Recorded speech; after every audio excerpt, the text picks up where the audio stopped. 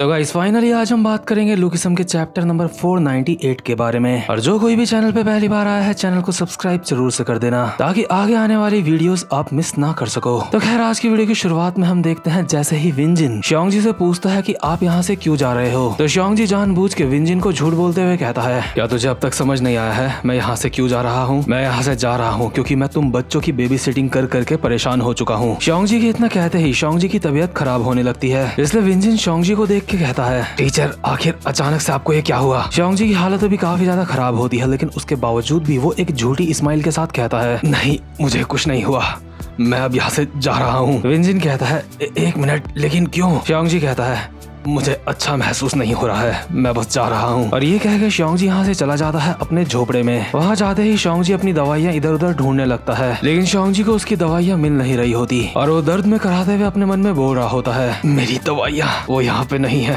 ये सही नहीं हो रहा है, अगर ऐसा ही चलता रहा तो मैं आउट ऑफ कंट्रोल हो जाऊंगा। लेकिन कम से कम मुझे अभी इस बात की संतुष्टि है कि मेरे आसपास कोई नहीं है, इसलिए मैं यहाँ पे शांति से बेहोश हो सकता हूँ। और ये कहते हुए श्योंगजी जमीन में बेहोश हो जाता है। वहीं दूसरी तरफ हम देखते हैं जहाँ पे सूजिन होती है उस जगह पे तेजिन चियोन भी पहुंच चुका होता है और तेजिन को देख के सूजिन काफी ज्यादा डर चुकी होती है और तेजिन सूजिन को एक स्माइल के साथ बोल रहा होता है अच्छा तो तुम विंजिन के घर में छुपी हुई थी, उन लोगों ने तुम्हें काफी अच्छे से छुपाया, लेकिन सूजिन तुम्हारा पति अब तुम्हें यहाँ पे लेने के लिए आ चुका है। वैसे तुम यहाँ पे कर क्या रही थी, आखिर तुम घर से क्यों भागी? क्या अपने घर में तुम्हारे लिए काम करना इतना ज्यादा मुश्किल हो रहा था? क्या तुम वहाँ से इसी वजह से भागी थी? बताओ मुझे, तुम्हें याद नहीं मैंने तुम्हें कहा था तुम सिर्फ मेरी हो और जो चीज मेरी होती है उसे अपने मन से कुछ नहीं करना चाहिए, आखिर तुम घर से क्यों भागी? इसके बाद तेजिन सूजिन के कंधे पीछे से पकड़ता है और उसके बिल्कुल गले के पास आके चिपक के कहता है लेकिन मैं काफी ज्यादा दयालु हूँ, इसलिए मैं तुमसे बार बार ये बात नहीं पूछूंगा तुम घर से क्यों भागी थी। चलो मैं उस बात को जाने देता हूँ, लेकिन अब मेरे साथ वापस चलो। तेजिन अभी सूजिन से चिपका ही चला जा रहा होता है और इस हरामखोर को देख के इसकी नीयत भी मुझे कुछ ठीक नहीं लग रही। सूजिन अभी डर के मारे बुरी तरह से कांप रही होती है, लेकिन इतने में ही सूजिन अपने सर से एक हमला करती है तेजिन के मुंह पे, जिससे तेजिन जमीन में जाके गिरता है और कहता है आखिर तुम्हें क्या लगता है तुम ये क्या कर रही हो, कुतिया कहेगी, मैंने कहा वापस आ। लेकिन सूजिन यहाँ से भागने लगती है और चिल्लाते हुए बोल रही होती है बचाओ कोई मुझे बचाओ, विंजिन ओपा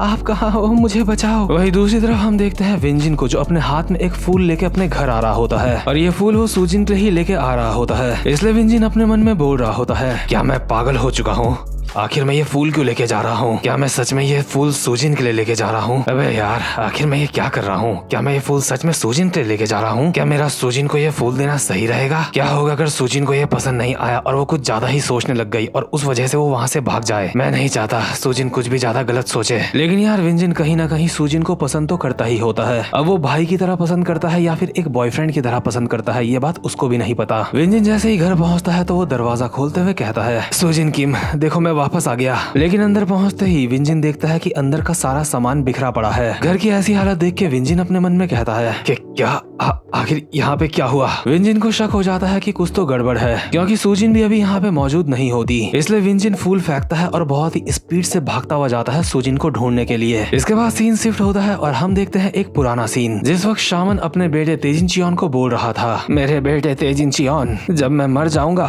उसके बाद चियोनलियोंग तुम्हारा होगा। तेजिन इस वक्त काफी ज्यादा छोटा होता है और शामन को कहता है क्या सच में डैड यहाँ पे जो कुछ भी है वो मेरा हो जाएगा? शामन कहता है बिल्कुल सही समझे, भले ही अभी चियोनलियोंग को देख के ऐसा लगता हो कि यहाँ की जमीन किसी भी काम की नहीं है, लेकिन सच बात तो ये है कि चियोनलियोंग किसी सोने की खान से कम नहीं है। यहाँ पे समुद्र का किनारा है, यहाँ पे पहाड़ है और एक दिन ऐसा आएगा जब यहाँ पे एक आलीशान रिसोर्ट बनाया जाएगा और इस जमीन के ऊपर जो कुछ भी होगा उसके ऊपर तुम्हारा हक होगा। हम देखते हैं तेजिन के बगल में ही उस समय सूजिन किम भी होती है और ऑब्वियसली उस वक्त सूजिन किम भी काफी ज्यादा छोटी होती है। तेजिन अपने बाप शामन को सूजिन की तरफ इशारा करते हुए कहता है अगर सब कुछ मेरा होगा तो उसके बारे में आपका क्या ख्याल है? क्या आपका मतलब ये है कि वो लड़की भी मेरी होगी? एक तरह से तेजिन पहली ही नजर में सूजिन का दीवाना हो गया था, लेकिन ये थोड़ा हैवान किस्म का बंदा है, इसलिए ऐसे लोग आपके दीवाने ना हो आपके लिए यही अच्छा होगा, जो कि सूजिन को भी काफी ज्यादा अच्छे से समझ आ गया था। इसके बाद हम आते हैं प्रेजेंट मोमेंट में, जहाँ पे सूजिन तेजिन से भागते हुए एक खाली फैक्ट्री में आ गई होती है और तेजिन भी इस खाली फैक्ट्री के अंदर पहुंच चुका होता है सूजिन को ढूंढता हुआ। तेजिन इधर उधर देखता हुआ सूजिन को आवाज मार रहा होता है सूजिन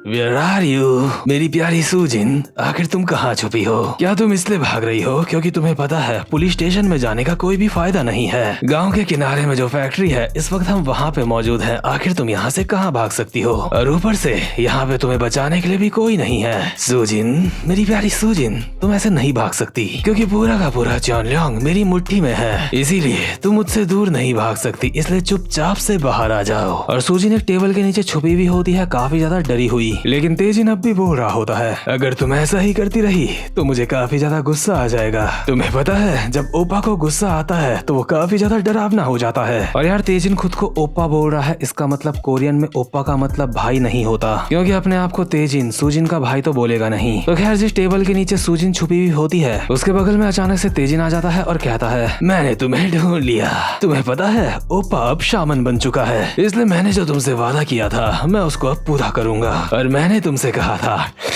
कि चॉनलियांग पूरा मेरा है। अभी हैवानियत के साथ तेजिन सूजिन को देख ही रहा होता है, लेकिन इतने में ही जेवो पार्क यहाँ पे आता है और उछल के एक घुटना मारता है तेजिन के मुंह पे, जिससे तेजिन घिसड़ता हुआ काफी ज्यादा दूर जाता है। और जेवो चिल्ला के सूजिन को कहता है, सूजिन जल्दी से यहाँ से भागो। और इतने में ही तेजिन भी अपनी जगह से उठने लगता है। जेवो को तेजिन को देख के काफी ज्यादा गुस्सा आ रहा होता है और वो उसकी तरफ आते हुए बोल रहा होता है, साले हरामजादे, आखिर तू उस बच्ची के साथ क्या करने की कोशिश कर रहा था? क्या तू अभी अभी ये बोल रहा था कि चॉनलियांग में जो कुछ भी है वो तेरा है? जरा देखो तो लगता है इस हरामजादे का दिमाग खराब हो चुका है। तू तो मुझे अपने बाप से भी ज्यादा सटका हुआ लग रहा है। तेजिन के नाक से अभी खून निकल रहा होता है और वो हैवान की तरह जेवो को देख के कहता है, तू यहाँ पे अकेला आया है ना? अरे बेचारा कहीं का। इसके बाद सीन शिफ्ट होता है और हम देखते हैं 5-10 मिनट बाद का सीन, जहाँ पे विंजिन भी अभी इस फैक्ट्री में अपने बंदों के साथ पहुंच चुका होता है। जैसे ही विंजिन यहाँ फैक्ट्री के अंदर पहुंचता है तो वो देखता है जेवो पार्क को, जो कि जमीन में बहुत ज्यादा टूटी फूटी हालत में पड़ा हुआ होता है। जेवो की हाथों और पैरों की हड्डियां टूट चुकी होती है और जेवो के साथ के बंदे उसको उठा के उससे पूछने की कोशिश कर रहे होते हैं, आखिर तुम्हारे साथ ये सब कुछ किसने किया? यहाँ पे जेवो की सिचुएशन अभी काफी ज्यादा खराब हो चुकी होती है और विंजिन अपने मन में बोल रहा होता है, आखिर ये किसने किया और जेवो यहाँ पे क्यों है? और आखिर सूजिन कहाँ है?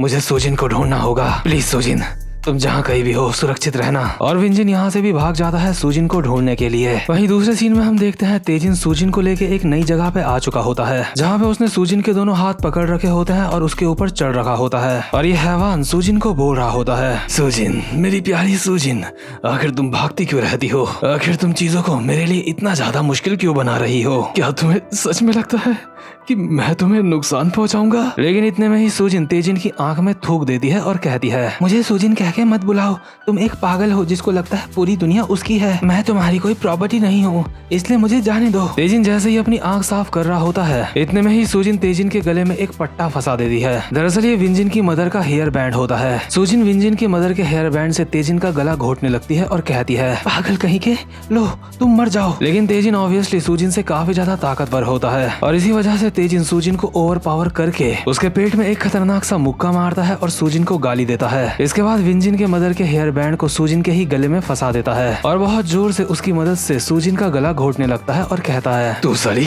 तुझे पता भी है मैं कौन हूँ? मैं तेजिन चियोन हूँ, शिनमुंग चियोन का बेटा। मैं पूरे के पूरे चियोनलियांग का राजा हूँ। कोई भी मेरे खिलाफ नहीं जा सकता, कोई भी मुझे नजरअंदाज नहीं कर सकता। तुम सब के सब मेरी प्रॉपर्टी हो।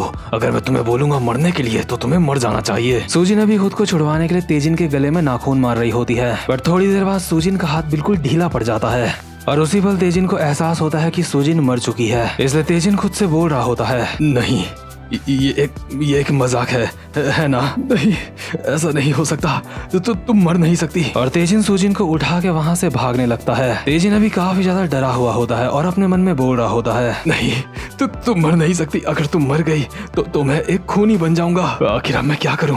ये तो सच में मर चुकी है। यहाँ पे अभी कोई यक्ष भी नहीं है जो इस मामले में मेरी मदद कर सके। अभी तो मुझे ज्यादा देर भी नहीं हुई है चियोनलियांग का राजा बने हुए, इसलिए इस लाश को ठिकाने लगाने के लिए मेरा साथ अभी कोई भी नहीं देगा। क्या मुझे इसे जला देना चाहिए या फिर इसे मुझे कहीं पहाड़ में ही फेंक देना चाहिए? मैं इसे पहाड़ में फेंक देता हूँ और ऐसी एक्टिंग करूंगा जैसे मैंने आज सूजिन को देखा ही नहीं। एक मिनट, नहीं, मैं ऐसा भी नहीं कर सकता क्योंकि वो हरामजादा जेवो, उसने मुझे सूजिन के साथ देख लिया था। मुझे जल्दी से कोई रास्ता ढूंढना होगा इस परेशानी से बचने का। इसके बाद सीन शिफ्ट होता है और हम देखते हैं शोंगजी की झोपड़ी का सीन। शोंगजी क्योंकि तबियत खराब होने की वजह से वहाँ पे बेहोश हो गया था, इसलिए भी काफी देर बाद शोंगजी को होश आ रहा होता है। शोंगजी अपने सर पे हाथ लगाते हुए उठता है और खुद से कहता है, अरे यार, क्या मैं दोबारा से बेहोश हो गया था? लेकिन एक मिनट, जो मेरी उंगली में बैंडेज लगी थी वो कब निकल गई? सच में ये काफी ज्यादा अजीब बात है, इस बैंडेज को मैंने तो नहीं निकाला। इतने में ही शोंगजी अपने बगल में देखता है और उसके बगल में पड़ी हुई होती है सूजिन। सूजिन के नीचे के कपड़े अभी निकले हुए होते हैं और साथ ही साथ में शोंगजी ने भी नीचे से कुछ नहीं पहना होता।